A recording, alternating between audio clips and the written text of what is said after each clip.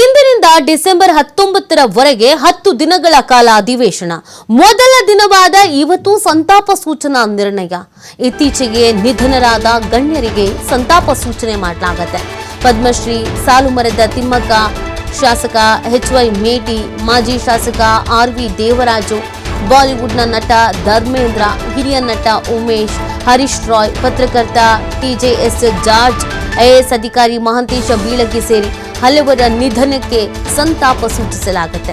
ಹಾಲಿ ಶಾಸಕ HY ಮೇಟಿ ನಿಧನ ಹಿನ್ನೆಲೆ ವಿಧಾನಸಭೆ ಕಲಾಪ ನಾಳೆಗೆ ಮುಂದೂಡಿಕೆ ಆಗಬಹುದಾದ ಸಾಧ್ಯತೆ ಇದೆ. ಮೊದಲ ದಿನ ಸಹಜವಾಗಿ ಹೀಗೆ ಇರತ್ತೆ. ಮೊದಲಿಗೆ ಯಾರೆಲ್ಲ ಅಗಲಿರ್ತಾರೆ ಗಣ್ಯರು ಅವರನ್ನ ನೆನಪಿಸಿಕೊಳ್ಳುವಂಥದ್ದು, ಸಂತಾಪ ಸೂಚಿಸುವಂಥದ್ದು. ಅದೇ ರೀತಿಯಾಗಿ ಇವತ್ತು ಕೂಡ ಮೊದಲಿಗೆ ಸಂತಾಪ ಸೂಚಿಸಲಾಗುತ್ತೆ.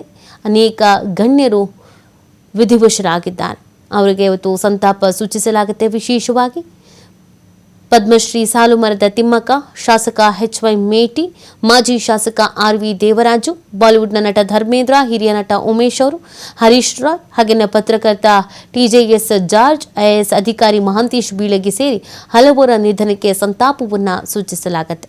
ಅದಾದ ನಂತರ ಹಾಲಿ ಶಾಸಕ HY ಮೇಟಿ ನಿಧನ ಆಗಿರುವಂಥ ಹಿನ್ನೆಲೆಯಲ್ಲಿ ವಿಧಾನಸಭೆ ಕಲಾಪ ನಾಳೆಗೆ ಮುಂದೂಡಿಕೆ ಆಗಬಹುದಾದ ಸಾಧ್ಯತೆ ಇದೆ.